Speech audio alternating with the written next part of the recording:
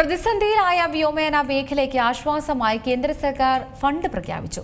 കുതിച്ചുയർന്ന വിമാന ഇന്ധന വിലയുടെ ആഘാതം ലഘൂകരിക്കുന്നതിനായി 10,000 കോടി രൂപയുടെ ഫണ്ടിന് കേന്ദ്രമന്ത്രിസഭ അംഗീകാരം നൽകി.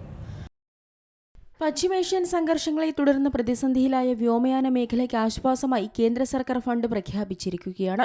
കുതിച്ചുയർന്ന വിമാന ഇന്ധന വിലയുടെ ആഘാതം ലഘൂകരിക്കുന്നതിനു വേണ്ടി 10,000 കോടി രൂപയുടെ ഫണ്ടിനാണ് കേന്ദ്ര മന്ത്രിസഭ അംഗീകാരം നൽകിയിരിക്കുന്നത്.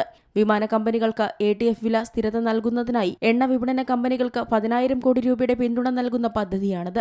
പശ്ചിമേഷ്യൻ സംഘർഷം കാരണം വിമാന ഇന്ധന വിലയിലുണ്ടായ വർധനവും പാകിസ്ഥാൻ ഇന്ത്യൻ വിമാനങ്ങൾക്ക് മേൽ വ്യോമാതിർത്തി അടച്ചതും കാരണം എയർലൈനുകൾക്കുണ്ടായിട്ടുള്ള ബുദ്ധിമുട്ടിന് ഈ ബജറ്റ് സഹായകരമാകുമെന്ന് കേന്ദ്രമന്ത്രി അശ്വിനി വൈഷ്ണവ് പറഞ്ഞു. വിമാന ഇന്ധന വില സ്ഥിരപ്പെടുത്തുന്നതിന് എണ്ണ കമ്പനികൾക്ക് പലിശരഹിത പിന്തുണയായിട്ടാണ് 10,000 കോടി രൂപ നൽകുക. പശ്ചിമേഷ്യൻ യുദ്ധത്തിന്റെ പശ്ചാത്തലത്തിൽ ഇന്ധനവില കുതിച്ചുയർന്ന സാഹചര്യത്തിൽ വിമാന കമ്പനികൾക്കുണ്ടാകുന്ന നഷ്ടം കുറയ്ക്കുകയാണ് ഇതിലൂടെ പ്രധാനമായും ലക്ഷ്യമിടുന്നത്. ഇതുവഴി ടിക്കറ്റ് നിരക്കിലെ വൻ വർധനവ് ഒഴിവാക്കാനാകുമെന്നും കേന്ദ്രം പറയുന്നു. രാജ്യത്തെ ആഭ്യന്തര അന്താരാഷ്ട്ര വിമാന സർവീസുകൾക്കെല്ലാം പദ്ധതിയുടെ ആനുകൂല്യം ലഭിക്കും. 2026 മാർച്ചിലെ വിമാന ഇന്ധനത്തിന് ലിറ്ററിന് 60.5 രൂപ ആയിരുന്നത് 2026 മെയ് മാസത്തിലേക്ക് എത്തിയപ്പോൾ 142 രൂപയിലേക്ക് എത്തി.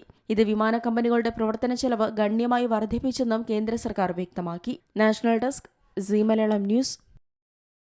ഏറ്റവും പുതിയ വാർത്തകളും വിശേഷങ്ങളും വിരൽത്തുമ്പിലറിയാൻ സീ മലയാളം ന്യൂസ് എല്ലാ ഡിജിറ്റൽ പ്ലാറ്റ്ഫോമുകളിലും ലഭ്യം.